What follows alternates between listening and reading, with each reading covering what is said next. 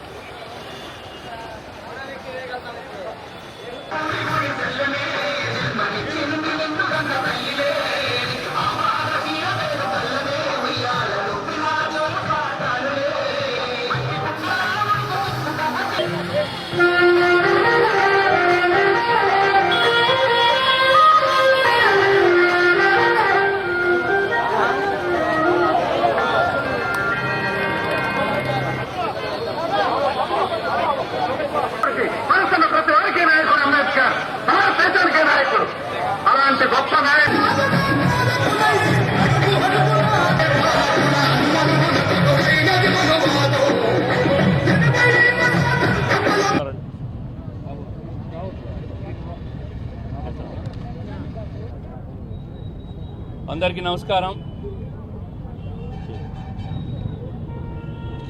ఈరోజు రాజ్యాంగ రూపశిల్పి, రాజ్యాంగ నిర్మాత డాక్టర్ బాబాసాహెబ్ బిఆర్ అంబేద్కర్ గారి 135వ జయంతి సందర్భంగా కడప నగరంలో ఆర్టీసీ బస్టాండ్ అంబేద్కర్ కూడల్లో వారికి ఘనమైన నివాళులు అర్పించడం అయింది. భారత జాతికి స్వతంత్ర పోరాటంలో భాగస్వాములైన మహనీయుడు, రాజ్యాంగాన్ని ఈరోజు ప్రపంచ దేశాలన్నీ కాపీ కొట్టే విధంగా ప్రజాస్వామ్యబద్ధంగా రాజ్యాంగాన్ని నిర్మించిన గొప్ప మహనీయుడు, గొప్ప నాయకుడు బిఆర్ అంబేద్కర్ గారు. బడుగు బలహీన వర్గాల కోసం, వాళ్ళ అభ్యున్నతి కోసం, వాళ్ళ పురోగతి కోసం నిరంతరం పనిచేసిన, పోరాటం చేసిన నాయకుడు బిఆర్ అంబేద్కర్ గారు.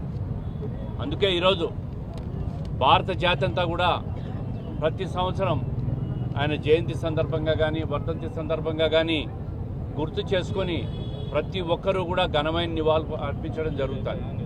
ఎవరైతే జాతి కోసం రాజీ లేని పోరాటం చేస్తారో, ఎవరైతే జాతి పురోగతి కోసం, జాతి ఉన్నతి కోసం పోరాటం చేస్తారో వాళ్ళని ఎప్పటికీ కూడా జాతి గుర్తుంచుకుంటుంది అనే దానికి నిదర్శనమే బాబాసాహెబ్ బిఆర్ అంబేద్కర్ గారు. మరి వారు రాసిన రాజ్యాంగాన్ని ఈరోజు ప్రజలందరూ కూడా గుర్తుపెట్టుకొని దాన్ని ఆచరిస్తున్నారు, దాన్ని గౌరవిస్తున్నారు, దాన్ని ముందు తీసుకుపోతున్నారు.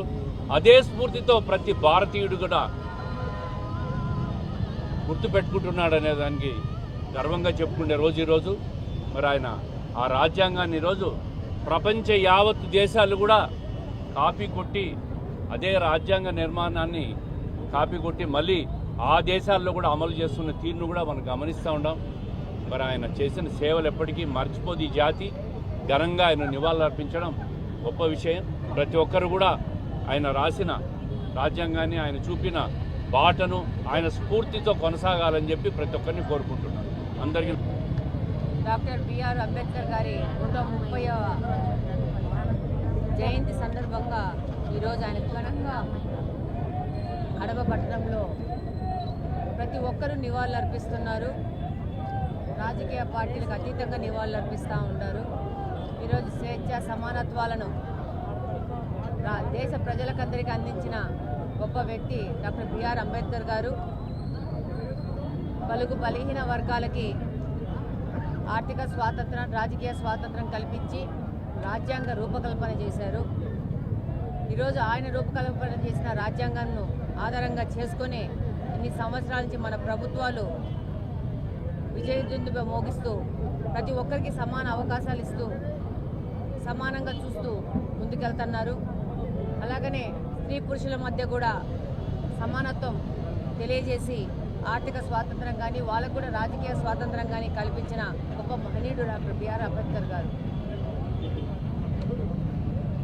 ఇంత పెద్ద మహోన్నత వ్యక్తిత్వాన్ని ఈరోజు మనం ఆయన జయంతి సందర్భంగా మనస్ఫూర ఆయన్ని స్మరించుకొని ఈరోజు ఘనంగా నివాళులు ఈరోజు కడప పట్టణంలో చేస్తున్నాం. ఆ బిఆర్ అంబేద్కర్ గారి స్ఫూర్తితోనే పుట్టింది తెలుగుదేశం పార్టీ. ఈరోజు తెలుగుదేశం పార్టీనే మహిళలకు ఆర్థిక స్వేచ్ఛ ఇవ్వడం కానీ, ఆర్థికంగా ఆదుకోవడం కానీ, అలాగనే వాళ్ళకి ఆస్తిలో హక్కు ఇవ్వడం కానీ, అలాగనే బలుగు బలహీన వర్గాల కోసం ఏర్పడిన party Telugu Desam party. B R Ambedkar గారి ఆదర్శంగా ఆయన చూపించిన ఆదేశ సూత్రాలకు అనుగుణంగానే ఈరోజు తెలుగుదేశం పార్టీ పుట్టింది. ఆ ఆశయాలకు అనుగుణంగానే తెలుగుదేశం పార్టీ ముందుకు వెళ్తుంది.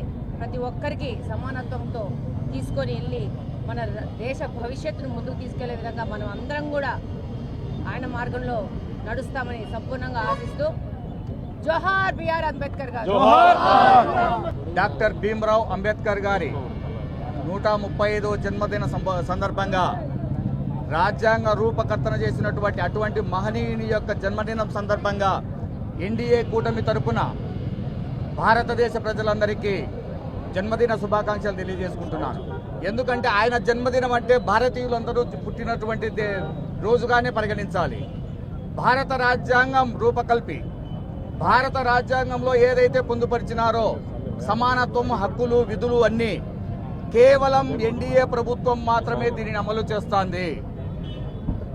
మిగతా రాజకీయ పార్టీలన్నీ కేవలం అంబేద్కర్ గారి పేరును, ఆయన యొక్క బొమ్మను అడ్డం పెట్టుకొని వాళ్ళు ఇష్టం వచ్చినట్టు పరిపాలన చేస్తున్నారు. కానీ ఆయన విలువలను కానీ, ఆయన ఏదైతే పొందుపరిచారో హక్కులు కానీ, విధులు కానీ ఏదైనా సరే ప్రజలకు అందజేస్తుందంటే కేవలం ఎన్డీఏ ప్రభుత్వం మాత్రమే. ఆంధ్రప్రదేశ్ రాష్ట్రంలో నారా చంద్రబాబు నాయుడు గారు కావచ్చు, పవన్ కళ్యాణ్ గారు కావచ్చు, లోకేష్ గారు కావచ్చు, మాధవ్ గారు కావచ్చు, ఏదైనా సరే బడుగు బలహీన వర్గాలకు ఏదైతే సంక్షేమ పథకాలు అందాలో, వాళ్ళకి ఏదైతే హక్కులు రావాలనో దానిని అన్ని కాపాడుతూ వారి చెంతకు చేరుస్తూ వారిని అందరినీ అట్టడుగు స్థాయి నుంచి పై స్థాయికి తీసుకొని పోవాలని తోడ్పడుతుండేది. దీనికి ఉదాహరణగా ఒకటే చెప్తున్నాం. మహిళలు ఆర్థిక సాధికారత సాధించాలని, రాజ్యాంగ పదవుల్లో అందరూ అధిష్టానం సీట్లలో కూర్చొని పరిపాలన సాగించాలని మొన్నటి దినాన నరేంద్ర మోదీ గారు 33% రిజర్వేషన్ కల్పించేసి మహిళలకు కల్పించారు. ఇది కొన్ని దశాబ్దాలుగా ఏదైతే కాంగ్రెస్ ప్రభుత్వం కానీ మిగతా ప్రభుత్వాలు కానీ ఏవైతే చెబుతున్నారో మహిళా సాధికారత సాధిస్తాము, మహిళలకు సమాన హక్కులు కల్పిస్తామని కేవలం మాటల వరకే పరిమితమయ్యాయి. కానీ నేడు నరేంద్ర మోదీ గారి ప్రభుత్వం, ఎన్డీఏ కూటమి ప్రభుత్వము 33% రిజర్వేషన్లు కల్పించేసి వాళ్ళకు చదువులో ఆర్థికంగానే కాదు రాజకీయంగా కూడా మీరు ఉన్నత స్థాయిలో ఎదగాలి, ఒక కుటుంబాన్ని ఏ విధంగా మీరు నడుపుతారో దేశ రాజకీయాలలో కూడా దేశ ప్రజలను కూడా మీరు ముందుకు నడిపించగలరని చాటి చెప్పినటువంటి ప్రభుత్వం ఏదైనా ఉందంటే ఇది ఎన్డీఏ కూటమి ప్రభుత్వం. దీనికి ఈ అవకాశాన్ని కల్పించినటువంటి రాజ్యాంగ రూపకర్త అయినటువంటి అంబేద్కర్ గారికి ధన్యవాదాలు తెలియజేసుకుంటూ భారత్ మాతాకే, భారత్ మాతాకే. ప్రతి ఒక్కరూ తప్పనిసరిగా యూట్యూబ్లోకి వెళ్ళి కడప వార్తను లైక్ చేయండి, సబ్స్క్రైబ్ చేయండి. ఇట్లు మీ జి రమణయ్య, ఎడిటర్, కడప వార్త.